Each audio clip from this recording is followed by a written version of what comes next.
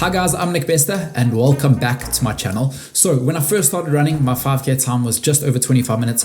I managed to build that down to 14:34. In the marathon distance, I was at 3:17 when I started and I managed to build that down to 2:20 and 8 seconds. But today's video is all about my top 10 running hacks in order to see improvements as fast as possible without putting in the most amount of effort. So throughout this video, you'll probably hear things that you haven't quite heard before. Remember, if we do the same things day in, day out, we'll see such gradual improvements.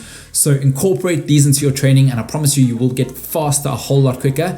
And when you get those PBs, don't forget to give me a boom shakalaka. Here are my top 10 running hacks to get you faster. Okay, so tip number one is to firstly establish a daily workout routine, okay? It doesn't need to be a massive thing. It can be a 10 to 15 minute daily routine. I'll link in the description below the one I do, but basically it's a routine of stretching, strengthening, core, mobility, incorporating all those good things that complement your running into one routine. Some of us need to work on certain areas more than others. I know when I first started running, my stride was really not so good, so I've worked super hard over the years, and this routine is a small thing that goes a long way. Once you build it into your daily routine, you're able to get consistent with it, but it's such a small thing that complements your running and goes such a long way at the end of the day. Remember, all it is just 10 to 15 minutes of your day. It can be done in the morning, in the evening, before you run, after the run, whenever you want, but you need to budget this 10 to 15 minutes. And it's important to note that running takes a lot out of you mentally. So this 10 to 15 minute routine is as much mental rejuvenation as it is physically beneficial for you too. Okay, tip number two is to add some structure to your training. All you must think about is snapping out of that comfort zone twice in a week. Okay, the rest can be easy everyday running. And by that, I mean racing gets tough. When you're pushing for those PBs, it's not easy. You should not feel comfortable. If you are feeling comfortable, then you're not pushing hard enough. But things like an interval or track session where you're really snapping out of the comfort zone, it should be hurting. There should be demons in your head saying, stop, slow down. That's really good. The more you do that, the more your body adapts to it and you become mentally tougher too. The other time you could snap out of your comfort zone is maybe on your quality long run on the weekend or a hard park run. But basically what we're teaching our bodies to do is to just snap out of the norm. That way we see big results. Another good way to do this is at the end of your easy runs, when you're doing your every easy day running, look to incorporate strides. So things like 4 to 6 times 100 meter strides. And what these are really good efforts at around 80 to 90% where you're just really picking up your stride. What I tend to do is I tend to picture Eliud Kipchoge, really try and get that form going. Even though I look nothing like him, it just really helps visualize it. And once again, it's a small thing that goes such a long way. It all adds up, and you're not doing it for long enough to fatigue the legs the next day, but you're doing it for long enough within the run to reap the benefits that come along with it. Okay, tip number 3 is to follow built workouts on your running watch. Okay, it's a luxury we have available to us these days. When I first started running, there was no such thing as built workouts on running watches, and we had to record our distance with logbooks. But this day and age, it's really cool. So you can build your workouts. Basically, your watch will tell you what to do. You might program 10 times 400s with 75-second recovery.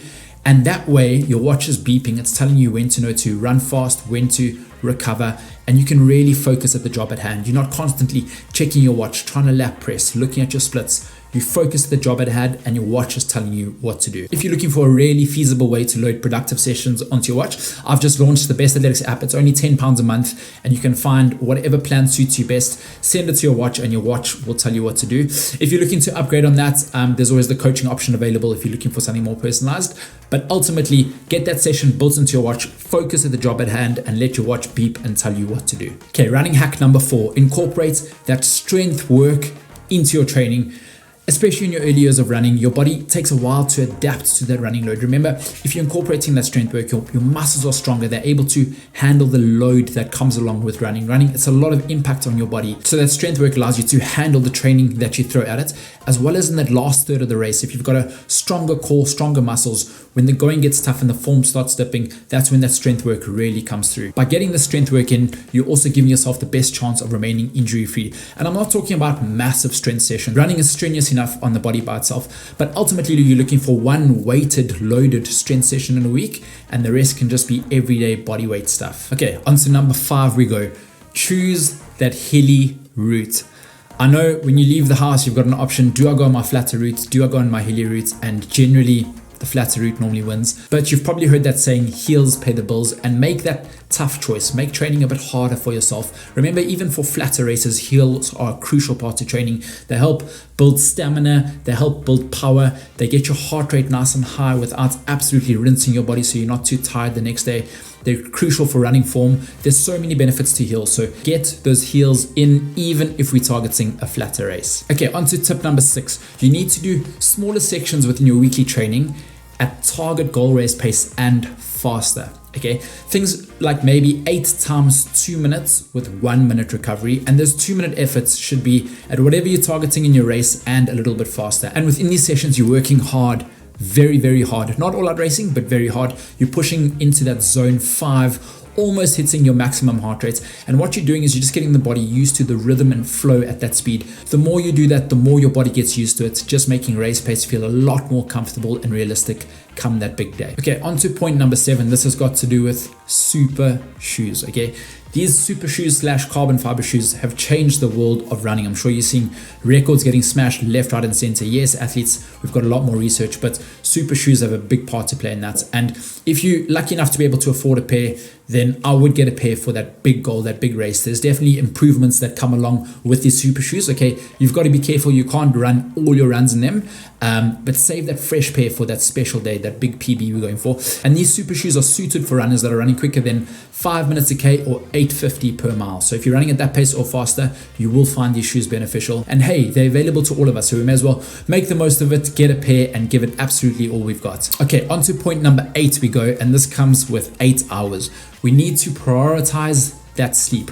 When we're working hard and training hard, the time our bodies truly recover is while we're sleeping. Okay, there's all that other goodness recovery like foam rollers, massage guns, sports massages, ice baths, all these creams, all these gels. But when our bodies truly recover, the most important form of that recovery is sleep. If you look at the world's best, the Kenyans of the world, they don't have access to a lot of the recovery equipment out there, but what they do is eat, sleep, train, repeat. They're the world's best, and they know their bodies are truly recovering when they're sleeping. So try and prioritize those 8 hours, get that in, and keep your training productive. Okay, on to point number 9, very important. It goes hand in hand with running, and that's to get your nutrition right.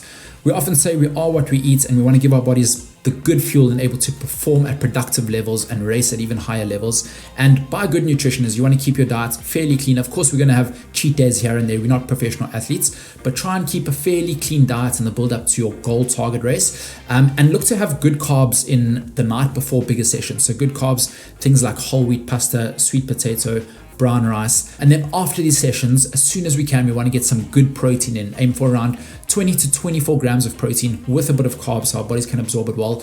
Nutrition, it's a whole different world out there, and we all built differently. What works for me might not work for you, but try prioritize those fast burning carbs before session and get in that really good protein post session. That just gives our body and muscles the fuel it needs. We're getting a much better training effect after the session, and it's starting that recovery process almost as soon as we finished our run. And last but not least, pick a fast race. Okay, if you've watched my videos, you know I often encourage racing regularly. It's so good for you, but use some of them as tempo efforts, help pace others. You get a really good feeling from that, but identify your target race, and what you're looking for in a quick race is something that's a flattish route, so as little elevation as possible. You're looking for some good competition, some good runners around you, and you're looking for a race day vibe. So often that crowd can just help you get to that next level. It gives you that adrenaline you need.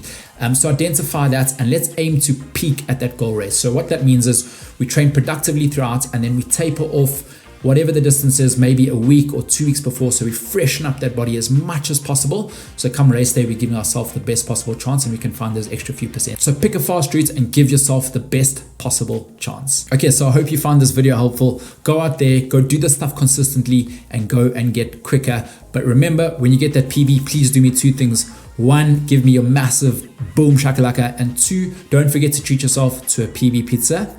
Let's go get it.